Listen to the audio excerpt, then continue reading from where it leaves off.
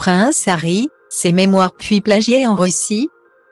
Paru le 10 janvier dernier, les mémoires du prince Harry restent momentanément interdites en Russie. La maison d'édition en charge de la publication ayant interrompu toute collaboration avec le pays depuis le début de la guerre en Ukraine. Une interdiction néanmoins contournée par des maisons d'édition russes qui adoptent une solution particulière. C'est l'une des publications les plus rentables de ce début d'année. À la fois redoutée et très attendue pour leurs nombreuses révélations incisives à l'encontre de la famille royale.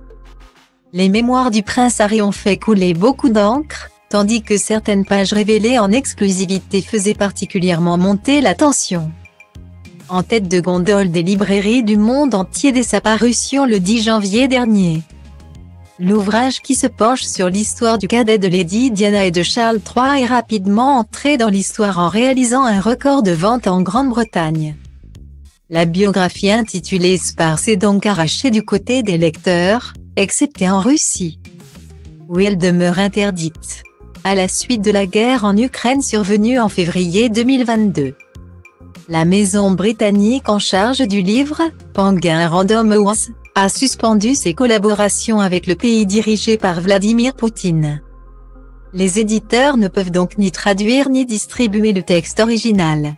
Une interdiction que deux maisons d'édition russes, Exmoast et Smart Reading, comptent toutefois contourner en publiant plusieurs résumés des propos principaux.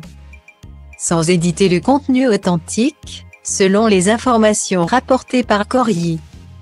Le résumé reflètera les idées clés du livre sans en utiliser des extraits. L'auteur a lu le livre en anglais et l'a raconté avec ses propres mots. Déclare le PDG d'Exmoast, commerçant Yevgeny Kapiev. Il avance ainsi une solution partielle à l'indisponibilité des ouvrages de non-fiction et une alternative aux licences obligatoires. Solution partielle ou alternative roublarde, cette décision ne fait pas l'unanimité chez certains de leurs homologues russes, qui dénoncent alors une forme de piratage possiblement condamnable. Guillemets. Autoriser le piratage sous une forme ou une autre et les résumés peuvent être considérés comme du piratage discret ramène le marché russe du contenu légal plusieurs années en arrière. Explique une source du monde de l'édition russe.